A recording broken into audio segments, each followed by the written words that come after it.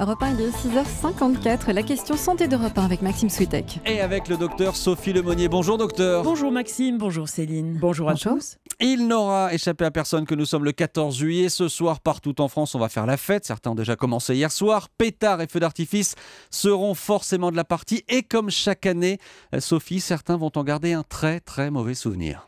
Ce sont leurs oreilles qui vont souffrir. Rupture de tympan ou début de bourdonnement, voilà ce qui risque de se passer si le niveau sonore est trop fort. Et alors pourquoi est-ce que nos oreilles trinquent comme ça ? Parce que les oreilles ne peuvent pas s'adapter à la survenue brutale d'un bruit violent. On peut fermer les yeux devant une lumière trop vive, on peut retirer très vite sa main de quelque chose qui la brûle, mais les oreilles, elles restent ouvertes. Et le son du pétard, qui est dans de très hautes fréquences, fait des dégâts sur son passage. Avec au pire donc, on le disait, des ruptures de tympan. Une rupture qui va être due à l'onde de choc du pétard qui explose. Alors difficile de ne pas s'en rendre compte, ça fait horriblement mal. Puis on entend beaucoup moins bien et il faut alors dardard aller voir un ORL. Mais contrairement à ce que l'on croit, le tympan se répare en général tout seul en 2 à 3 mois et sans séquelles. Sinon, sinon commence des bourdonnements d'oreilles, ces fameux acouphènes, dont souffrent près de 3,5 millions de Français. Mais tous ne sont pas dus à un pétard et en général on ne sait pas trop finalement à quoi c'est dû.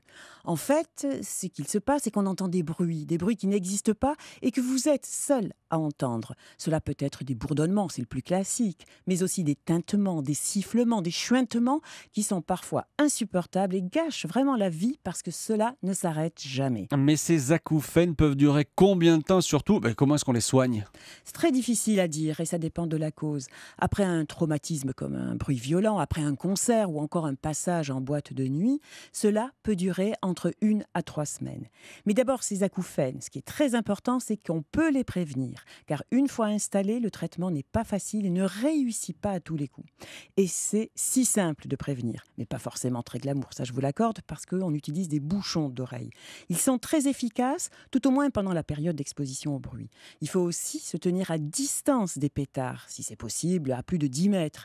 Comme d'ailleurs, lors d'un concert ou d'un festival, il ne faut absolument pas aller coller ses oreilles sous les baffles. Et est-ce qu'on doit suivre ces mêmes conseils en discothèque ? Oui, en discothèque, s'il devient impossible de comprendre ce qu'il se dit à 1 mètre, c'est que le niveau sonore est devenu dangereux pour l'oreille. Donc il faut sortir toutes les 30 minutes à peu près pour reposer justement ses oreilles et mettre une protection discrète ou au pire un morceau de coton. Mieux vaut être ringard que traumatisé. Alors que ça siffle, que ça bourdonne, qu'il y ait une sensation de pression dans l'oreille, tout cela nécessite l'avis rapide de nos ORL, comme je vous disais tout à l'heure. En attendant de consulter, il est conseillé de se mettre dans un endroit silencieux, à l'abri des explosions. Mais docteur, les oreilles ne sont pas les seules en danger un 14 juillet, il y a aussi les mains. Au risque de gâcher un peu la fête de ce soir, je préfère rappeler que les pétards ou fusées en tout genre sont aussi responsables de lésions redoutables. Quand ils éclatent dans la main, ça peut se terminer par des amputations.